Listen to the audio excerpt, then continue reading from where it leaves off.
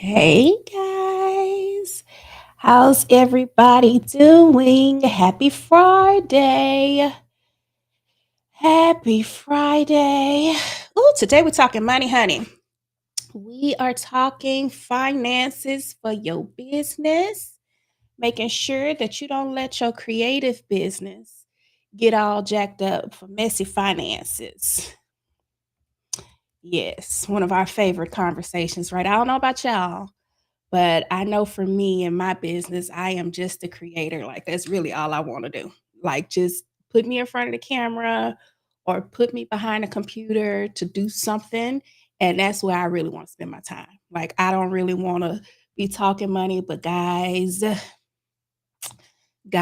it's important that you as the business owner understands how to manage your money and how to do it appropriately as a business. We've been talking all week about separating yourself from your entity, even as a creative. So today we want to talk finances because we want to talk about how to make sure we're not mixing finances and getting into some trouble later on from a creative standpoint. I know it's uncomfortable, but as we have talked about in the past couple of days, I am a business automation strategist. I've been doing this since 2013, October of 2013. Was it 2013? Yeah, since October of 2013. So 12 years on the internet, 12 years creating.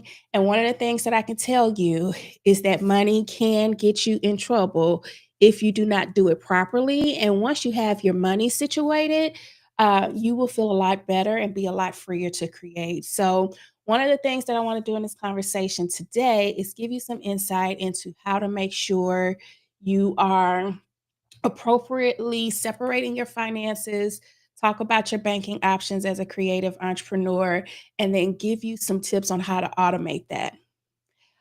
Because automation is like it's my love language, it's my business love language. I always want to give you insight on what to do, knowing that there are a lot of steps involved with this process and making sure you get stuff done.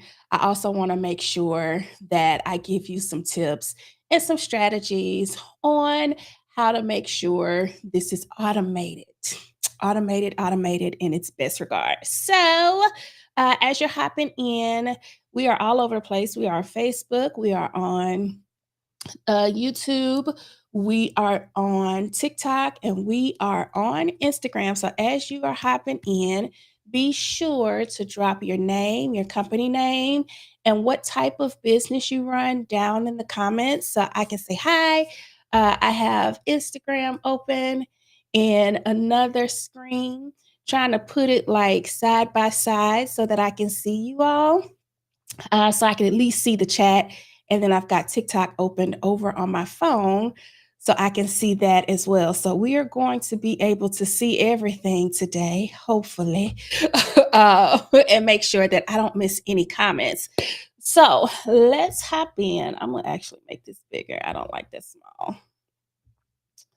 I got my notes over here to make sure I don't miss nothing. Ooh, child, we be working. And then captions, we could take this down. And then let's add how to keep your creative. Don't let your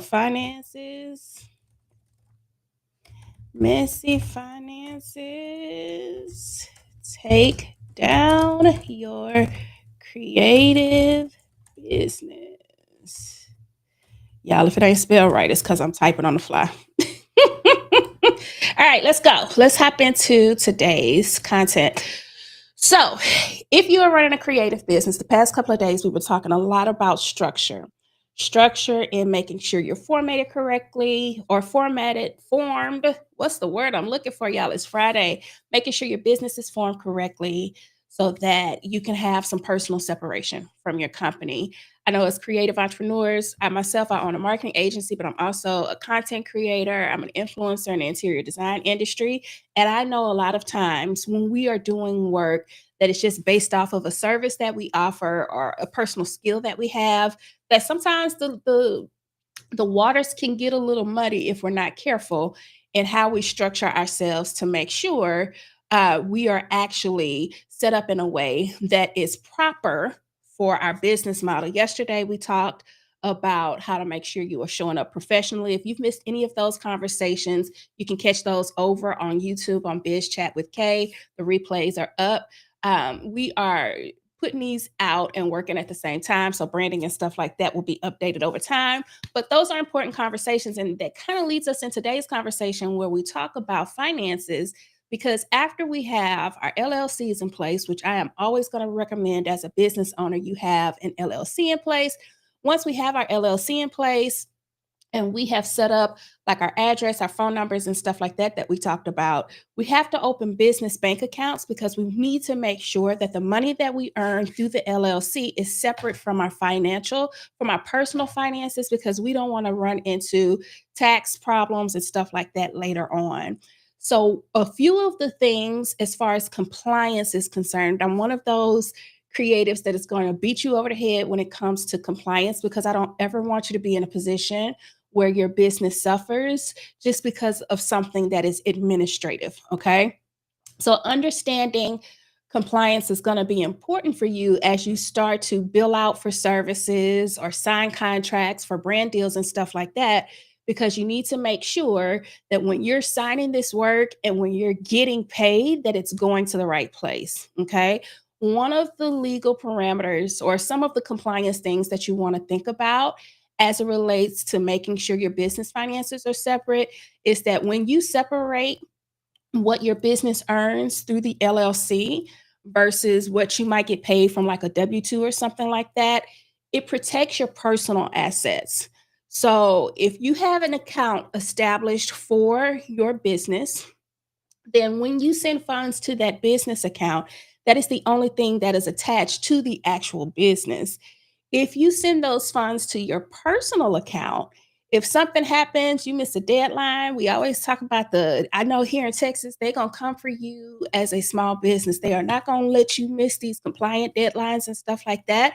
And when you miss them, you don't do reporting and stuff like that. They have the ability to freeze assets, and you don't want them to freeze your personal assets. You also don't want your personal assets to come under fire if there was something like a suit or something like that. So when you make sure you have a business account that is specifically set up for business purposes, where income in is business and income out are expenses related to the business, that keeps you protected from a personal liability standpoint and allows you to do things later like establishing business credit, getting funding, all types of stuff. Credit card benefits are different for companies versus personal credit cards, equipment financing, and stuff like that. All of those things vary greatly when it relates to your business setting it up, as it relates to you personally being set up. And you want to make sure that from Jump Street, you separate those things out so that you can have all of those protections and compliance pieces in place. Okay. One of the things that I want you to consider as you are going to look at your bank account options, because there are a lot out there, is I want you to look at like traditional banking versus online banking. I know in the world that we're in, we get hit with all kinds of ads and stuff like that. But when you're going to the bank to open up your bank account, there's some things that you want to consider. Okay. I personally have my business account at a credit union, and that is because that particular credit union offered more advantages than what a bigger bank like a Chase or a Wells Fargo or something like that was concerned. Me being a small business owner, especially when I first got started, when you're just getting into business, a lot of times when you go to the bank, depending on the bank, there may be bankers, well, there are always bankers there that are specifically there to handle business accounts. But what those business representatives come to the table with and offer to you when you are setting up your account is really, really important. So when I went to the bank to set up my account, I met with a small business banker. They were able to help me get set up. They were able to help me discuss financing options that the credit union offered. They were able to help me discuss credit card options that the union offered. They were able to look at both my personal credit and help me establish business credit and the things that I needed to have in place from a business credit perspective. So for me, the value in working with them was a lot different. Financing rates, credit card rates were a lot better at the credit union for me than they were at the bigger banks. So I personally decided to go with the credit union also because they're smaller, they regulate a little differently, and they're a little harder to find, right? And I know that sounds cliche, and I'm not here to hide anything. I am probably one of the most compliant people you will run into because just I don't want no smoke. Um, but one of the things that I know as a business owner is that I want to not only protect myself personally, I want to protect the assets of my company as well. And when you bank a little smaller, um, it's a little easier to form those personal relationships, to go in and have personal conversations when it's time to do stuff like funding and credit cards and stuff like that. I just found that the experience banking over there was a lot more personal than it was banking at one of the larger institutions. Now, there's two sides to that, right? Because when I started this company, I started in a major metropolitan city. I was in Houston, Texas. There are the branches are all over there, and if you know anything about banking with credit unions, um, they have like networks that they communicate with one another in. So one of the cons, I would say, when you choose to bank like that is that sometimes these banks, because they are smaller, they don't have some of the integrations. So when you're going to choose your banking, I want you to kind of consider some of these things because we're going to be talking about payment processing and how your business works. Okay. So mobile banking, are you able to see your money all the time? Okay. Uh, how fast do your accounts update and how do deposits deposit? Okay. One of the things about the more commercial banks, the bigger banks, is that you can receive deposits I think 7 days a week, right? When you're banking smaller, sometimes those deposits are not going to show up in your account. I know for me, if we get payments on Saturdays or something like that, we're not gonna see that money until Monday. Okay. If you are on a smaller side where you are having to depend on the income coming into that account in order to do the service that you need to do, like if it's money in, money out, then knowing how that bank works and their deposit schedule, and if you get a check, how long they're going to put a hold on the check, stuff like that, if you even accept checks, is going to be important because you need to know how you're managing your cash flow. Okay. And you need to know how fast that stuff updates online so that you know that what you're looking at is actually an accurate depiction of what's happening in your account real time as you are doing your day-to-day business. For smaller companies, for those of us that are just us and that listen, I understand it's not that big of a deal for me anymore, but when I was just getting started, every invoice needed to be paid. It needed to be paid on time. It needed to get to the bank as soon as possible because I needed that cash flow in order to do other things in my company. So knowing what that looks like is going to be important for you. You also want to ask what type of integration capabilities they have. Yesterday, we mentioned having a CRM. I know we were talking about um, we were talking about your telephone number for your company, but knowing how these banks are able to integrate with payment processing applications is going to be important as well. So, if you are service based and you are invoicing for service, or you have an online store through like Shopify or WooCommerce or something like that, you are going to want to know how this particular bank that you're looking at is going to integrate with your payment processing capabilities. One of the things that's going to come up when you're setting up your business bank account is, do you need payment processing? And banks, I don't care which one you go to, is always going to try to commit you to their payment processing. But you want to make sure you're looking at fee structure and how much of that money they're taking, how much they're charging you in order to use that processor, and how it's going to integrate with other tools that you're going to be using in your business. The most popular tool that you're going to need to be aware of is your CRM, or your point of sale system. And if you are going to be taking payments in person, so like if you're going to like farmers markets or trade shows and stuff like that, where you're putting your services or products or stuff like that on display, then you're going to want to know, if you're in person and somebody needs to swipe a credit card, how is that going to work for you? And how is that bank going to integrate with that payment system? Most banks, especially now, don't have a serious problem with that, but these are still things that you want to ask and be aware of when you're going to open the account, because one of the most frustrating things that you will experience in your company, especially when you're just getting started and you're small in nature and you're creative in nature and that cash flow is important, is not having access to your funds and not being able to take funds. Okay. Influencers, we work a little different. Like, depending on the contract, the company may send a check. Most companies are doing direct deposit. You know, so it's a little bit easier. I know for us, depending, we do a lot of pitch work where we go and do outreach to companies that we want to work with. And a lot of times we actually invoice. We send them invoicing through our CRM, and our payment processor captures the payment from them and then deposits into our bank account. If I had a bank that didn't integrate with like Stripe as the payment processor that we use, then that would be pretty sucky. So you want to make sure, even if you don't know what payment processor you're going to use, you still want to ask the question like, hey, this is the type of business that I run. These are the type of services that I'm going to be offer. I'm going to need to be able to accept online payments. I'm going to need to be able to invoice and receive credit cards. I'm going to need to be able to do direct deposit, and I'm going to need to be able to swipe a credit card in person. Does your bank integrate with the popular payment processors? And if you're talking to a small business advisor at a bank, they know. They're able to tell you yes, no, or maybe so. And if the answer is yes, then with confidence, I would say you're okay to move forward.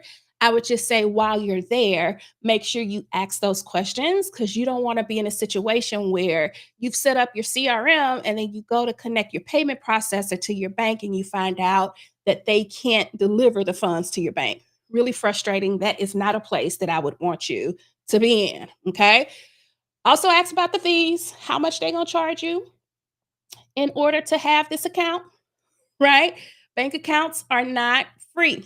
All right.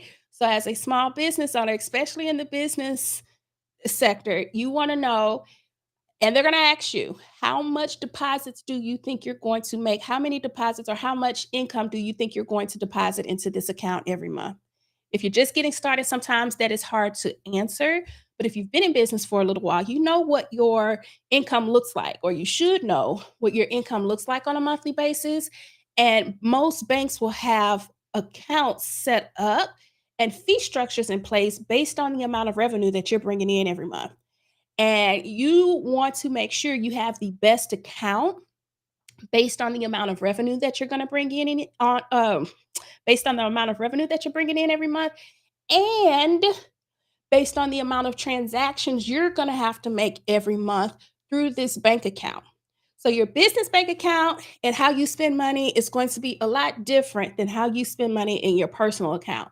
When you go out and you want to go out to eat, or you're doing whatever you're doing, from your personal standpoint, what's in your personal account is what's in your personal account. You're going to hit that debit card, credit card, whatever, and you're going to go be on about your business, right? In your business, these accounts are set up based on revenue and transactions. All right. So if you've got $10,000 a month coming in and you're prepared to probably have less than 100 transactions, there's a fee for that type of account. And there's a form of account that they can offer you based on your activity. And transactions might look like subscription services to tools that you use as a part of your business. It might look like there's so much, it might look like credit card payments. Usually, business accounts have fewer transactions than personal accounts. And you may not know that setting up, but you want to talk to the banker and say, hey, based on my history or based on what my projections are, this is what I'm thinking. But if I start with this kind of account, how hard is it to change it later on? Get all the clarity that you need to get while you're sitting there so you know what you're working with as business starts to pick up for you and as things start to move for you. Okay. It's a lot easier to ask all of these questions and know what your options are before you open the account than it is to get into it and not know anything about what these things are going to look like for you and have to figure it out, midway. I like to ask these questions because for me, I can put milestones in place and say, okay, once we've hit this place in business and revenue for this amount of time, then I am going to be comfortable taking this next step because it will allow us the cash, the means to be able to do it without causing major damage to the company, whatever that may be. Okay. Opening deposits are going to be a question that you want to ask as well, and how you can make those opening deposits. They vary differently depending on the type of account. When they ask you how much money you're going to be bringing into this account every month and how many transactions, they're going to also tell you, okay, this is the type of business account that we can offer you. But in order to offer it to you, this is the opening amount that you have to deposit. And there's a minimum amount that you have to keep in the account in order for this account to qualify at this price on a monthly basis. So understanding all of that when you're sitting with your banker is going to be important. Account minimums. Don't go and get an account that you promise that you're gonna make $15,000, but you gotta hold 10,000 in the account every month in order for this account to be at the price that it's gonna be, and your expenses are more than $5,000 a month. Like, think about all of those things if you can, and if you can't, start the safest route in the beginning. And like I said before, ask these questions so you know what you're dealing with. And then as time goes on and business goes on, once you reach specific milestones and markers in your company, then know what it takes in order for you to do that. I always tell business owners, when you're starting like this, um, you want to maintain a specific behavior in your business 3 months, 6 months before you commit to it, because it's like this your first few years.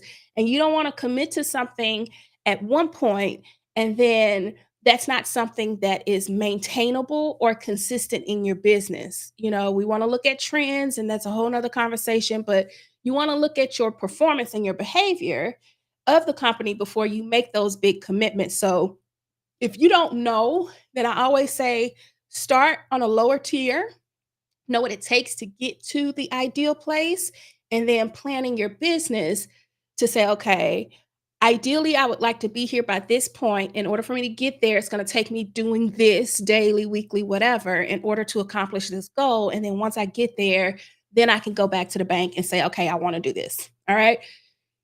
You don't have to take the credit cards. Like, if you are not good at personal credit, or if you don't have credit cards are good because they're going to sell you a credit card. They're going to, when you come in, because they're going to see your personal credit, but you need to say, okay, is this credit based off of a personal guarantee, or is this a business credit card only? And that's the difference. If you don't, because here's the deal, if you go out and get a credit card for your company, the debt to income ratio is going to count against your personal credit. Again, this is separating assets. So let's say you want to go out and purchase a home and your business credit card is maxed out. Well, that counts against your personal DTI, which is going to be negative for you, which is going to impact your personal credit score and impact your ability to do things personally. Okay.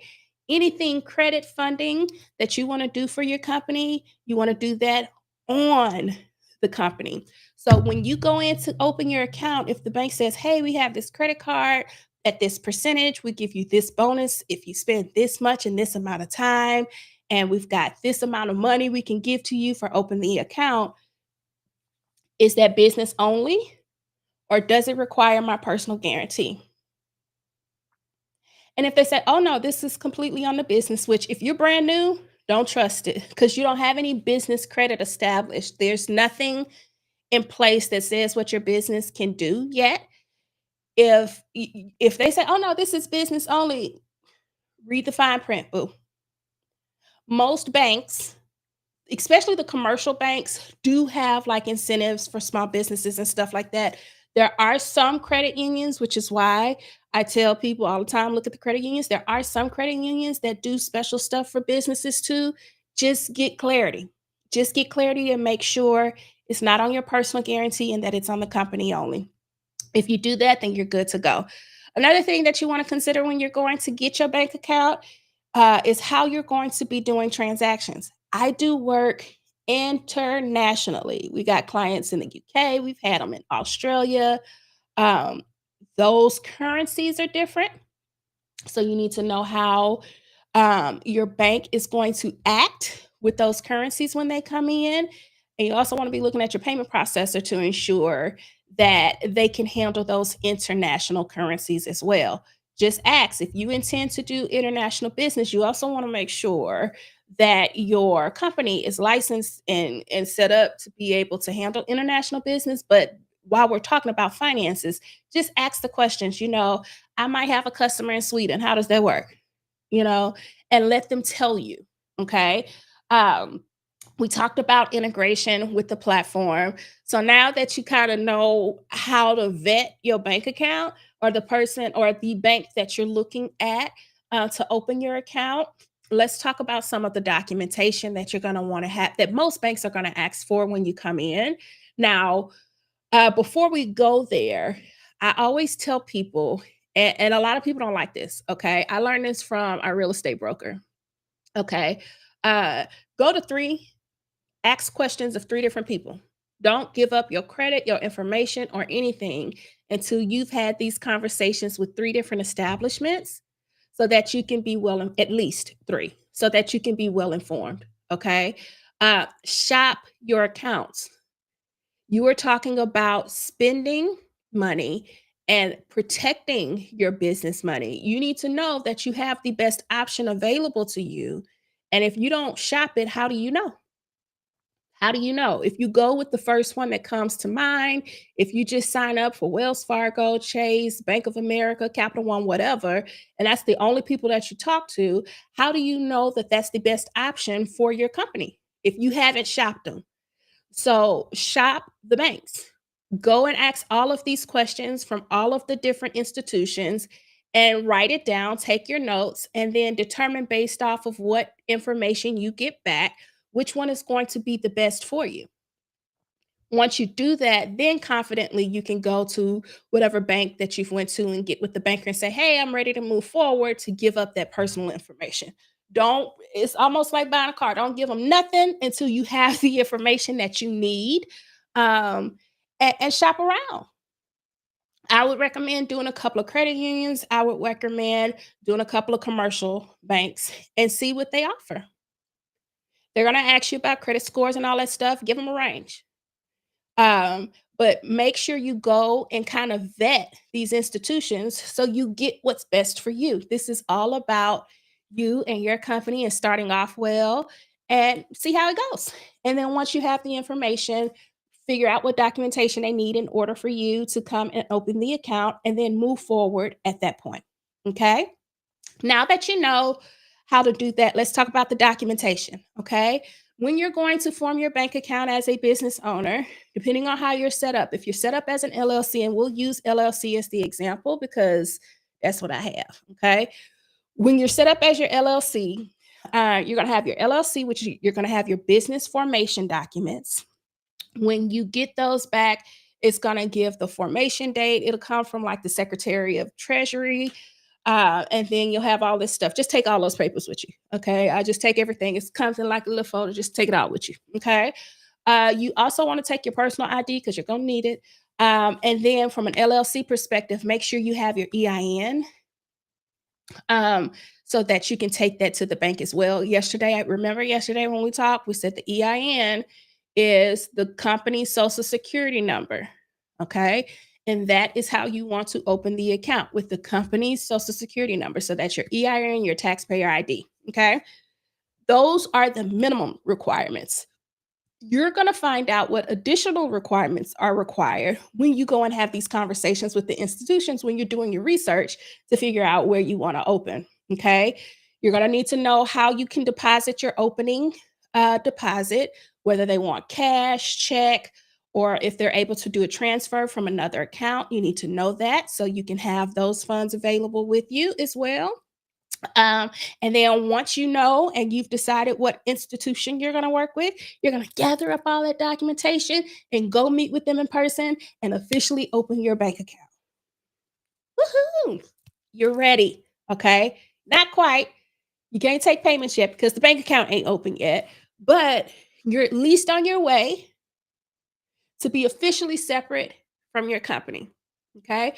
And this is like a really freeing feeling. I don't know if any of you have ever had this feeling before or ever gone through this before, but when you do this, it's almost like, I'm officiable. I'm official.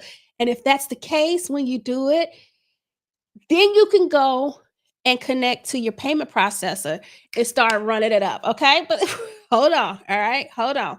Let's talk about some payment processing options once you have your account in place. And then we're going to talk about some automation strategies I think are going to be really helpful for you as you are starting to establish yourself and put these things into position. Okay.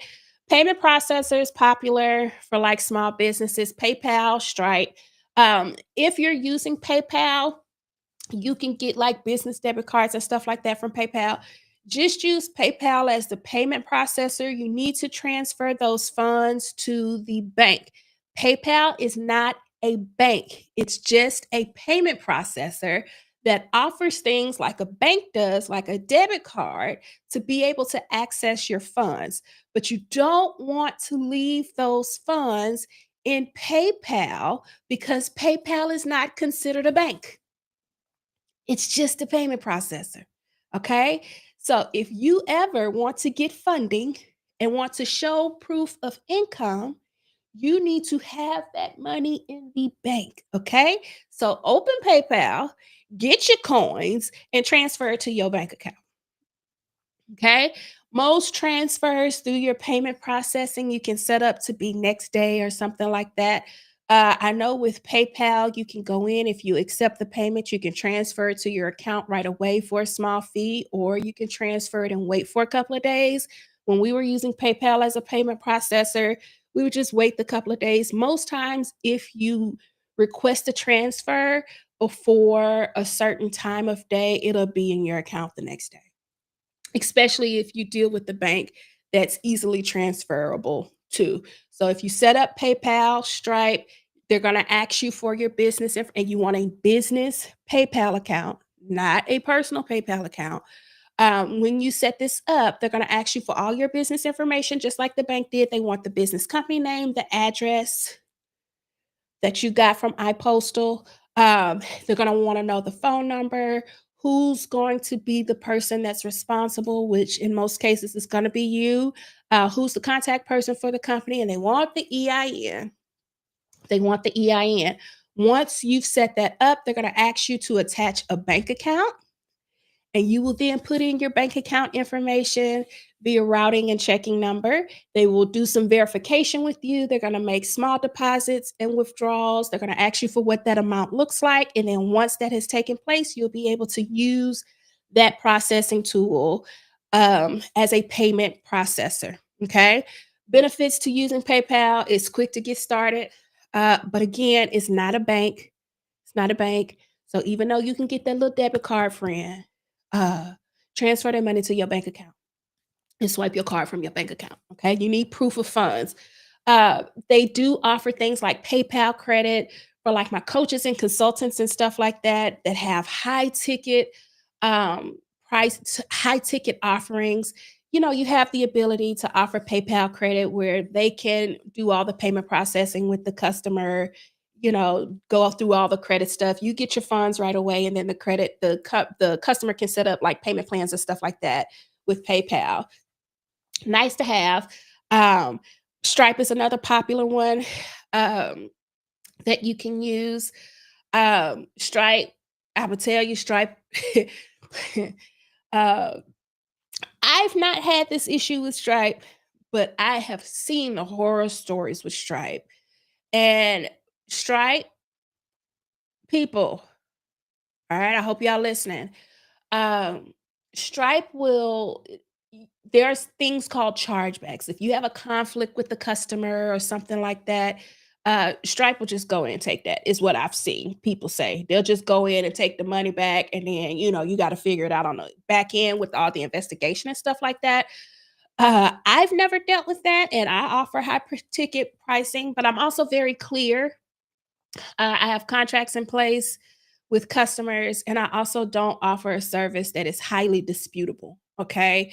Some folks do have that issue.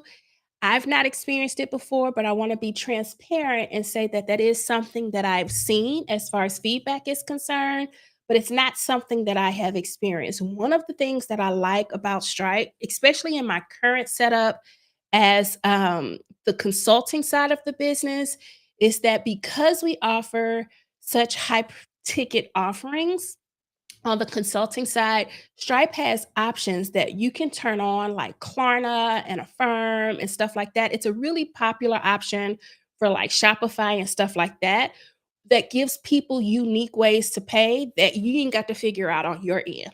All you got to do is set your price and either invoice or make it available on the internet. And then if you turn those options on inside of Stripe, if your business qualifies to be able to offer those options, they will automatically be present at checkout for the customer to choose without you having to do anything. That's one of the reasons why I actually use Stripe in my business, is because I have clients, if I'm charging $10,000 for a service, sometimes clients need payment plans, and I don't have to necessarily take the risk of the payment plan. I do have retainer based services where monthly we're paying. But if it's like a project that's only going to take me like 45 days to complete and it's $7,500, you know, sometimes two payments is just not enough for the client. Sometimes they need to break that down, especially if I'm working with another entrepreneur. Bigger companies, usually not an issue. But if I'm working with somebody else that's more solo entrepreneur type, our designers that have firms that don't necessarily want to even spend the $7,500 at one time, we can offer payment breakdowns through Stripe, through those other options that they can go and do on their own. We're going to get funding immediately, and their payment plans and stuff are between them and the payment process. It doesn't have anything to do with us. But we get our funds, we're able to offer the service. The customer walks away happy, we walk away happy, no tension. We can move on and get the next project. Okay. So that is something that I enjoy about being able to use Stripe in my business. And for that reason, I just use it in all parts of the company. When we were just getting started, we started off with Square. Square is really easy to do like in person payments, but technology has evolved a lot, especially if you have the right technology in place. I talk a lot about CRMs. We'll get into those conversations really soon. But my CRM allows me to do in person payment where I can type the credit card number in. I think you can even reach out to them and get the little um, I don't even know, the point of sale machine. Most payment processors like Square will send you that. You see Square a lot in like retail where you can tap your card. Like I have a favorite coffee shop inside of my grocery store. And the thing that I like about Square is like you can set up reward systems and stuff like that depending on your business model. And if customers sign up and they put their phone number in, if they go to another business that use Square and tap that card, they will automatically get text message receipts and stuff like that. I really enjoyed that about Square. It's just I don't need it because of the way that my business is set up, but I don't have a problem with it, and I think it's a great option for people, um, that are doing, like, in-person stuff. If you were I think Square integrates with a lot of the CRMs. I personally can't remember it integrating with the CRM that I use, but I know that it integrates with a lot of, like, the creative CRMs. So if you're using stuff like Honeybook or 17 Hats or stuff like that, I wanna say Square is an option, but it is another option. Most Square, PayPal, and Stripe, they're gonna charge you the same thing. I wanna say it's like 3% on the, transaction fee and 30 cents uh, on a dollar up to a certain amount. Don't quote me on that, but there are fees for using payment processors. That's just the cost of doing business. I do see some businesses that'll pass those fees to their customer. We are not a company that passes the fees to the customer. Um, it's just a part of doing business, okay? International payments, when you're choosing your payment processor, you need to make sure that they can process international payments for you if you need to. PayPal's really good about that, Stripe as well. And then how well they integrate with your CRM so that you can automate. This is important, okay? So for us, automation is so important because depending on the business model, our business model, we have retainer-based clients, okay? We need to be able to auto charge their cards, and that is a part of our contract. If you sign up to work with us on a one-on-one basis and you are on retainer, we're gonna charge you monthly automatically. I'm not keeping up with that type of billing, okay? It's hard. Um, it adds a layer of administration to your day-to-day that's just not necessary when you have the proper CRM, you can automate. So for us, we like to make sure that the CRMs that we're using can automatically charge if you're like retainer based or if you're project based, like for our design projects, we have specific milestones in the project that we need to be able to charge for. We send out an invoice, that card is kept on file. We automate communication with the customer on when that part of the project is getting ready to be billed. So it's like a reminder when it's going to be billed and how much it's going to be billed. And then when the time comes, we're able to bill because the card is left on file. Um, that is important for us just from a peace of mind standpoint, and it keeps you I don't know about you all, I don't like to have financial conversations with my customers, I just wanna do the work. And I also don't like to sick my husband on them, which is the person that is responsible for all of that stuff, to have that conversation when they never really talk to him. Okay, so for us systems wise, we try to ensure that our financial systems are tight, they're automated, but they're also clear in communication. We'll talk about communication and client experience and stuff like that in later episodes.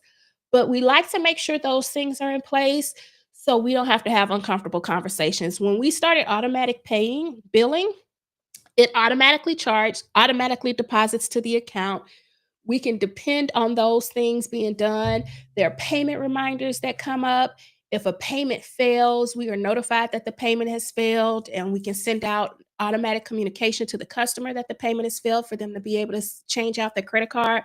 Like, it's just very smooth if those things can be put in place from the beginning. And that helps you be able to better forecast when income is coming in. Influencers, that's a little hard for us. I can't automate payments from an influencer perspective, because a lot of times when we sign contracts, we're on 30s, net 30s, we live in a world now where we pitch, so we kind of define once the content is ready and it's published, pay us, okay?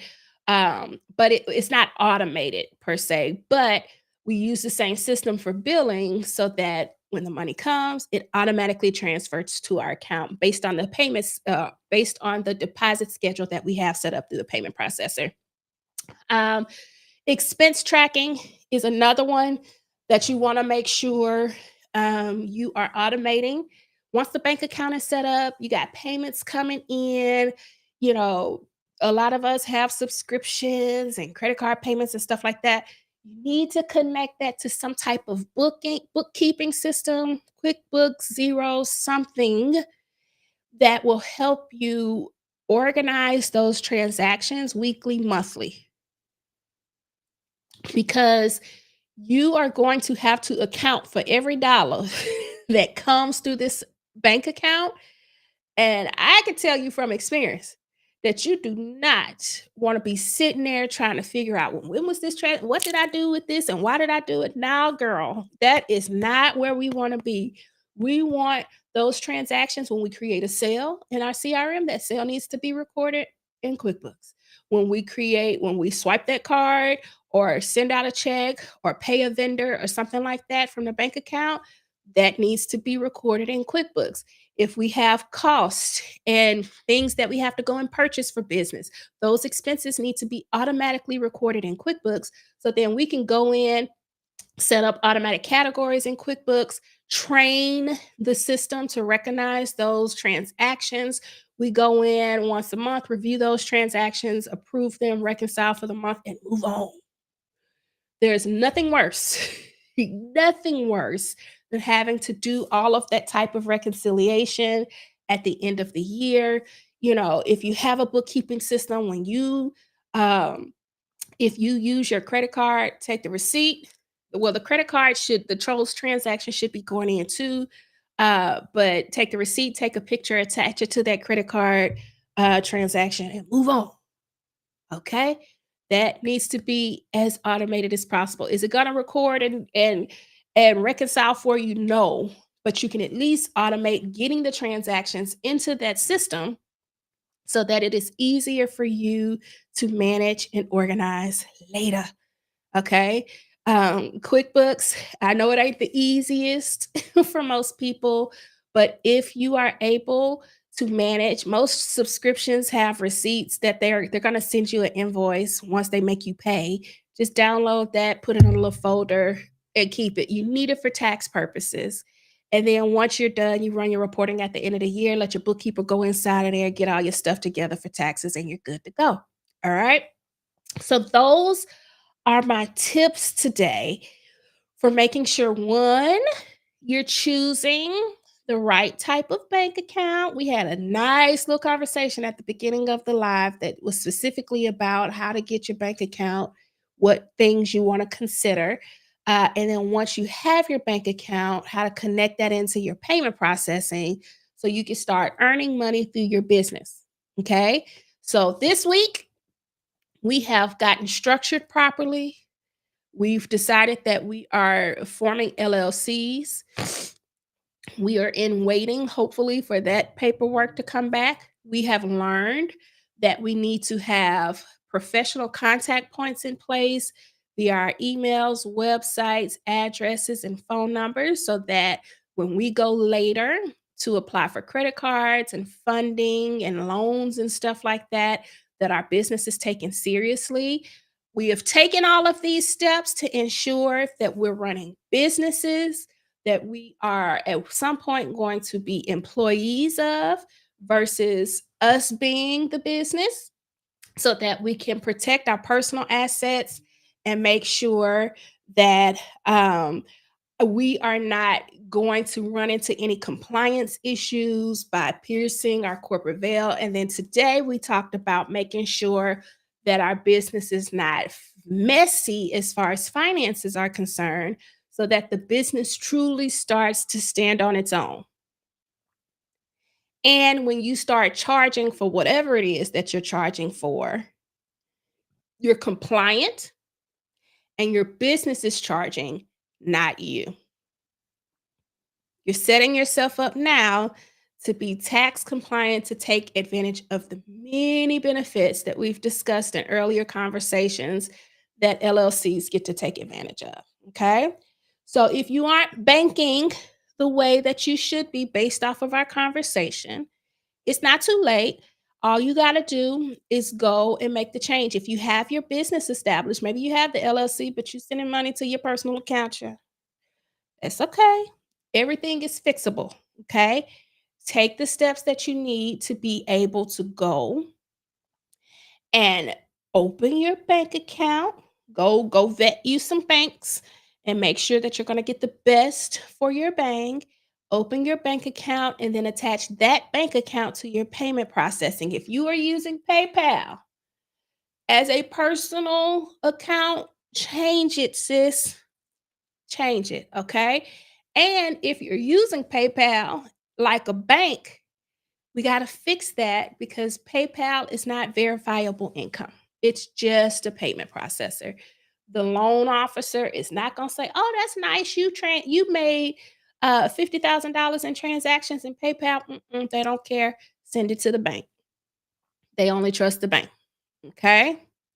And then once you've done that and you're ready to start charging for your products and your services, make sure that you understand your payment processor, how much money you're going to be spending in order to use that payment processor.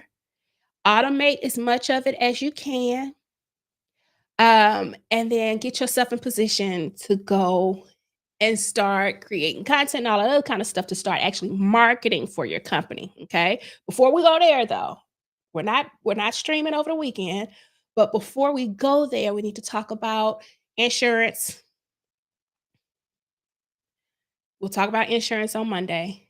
If you need it, if so, what types to consider, so that you're covered when you go out and start running your mouth about your business, and that you can ensure that if something does happen, your T's are crossed and your I's are dotted and you ready to roll. Okay.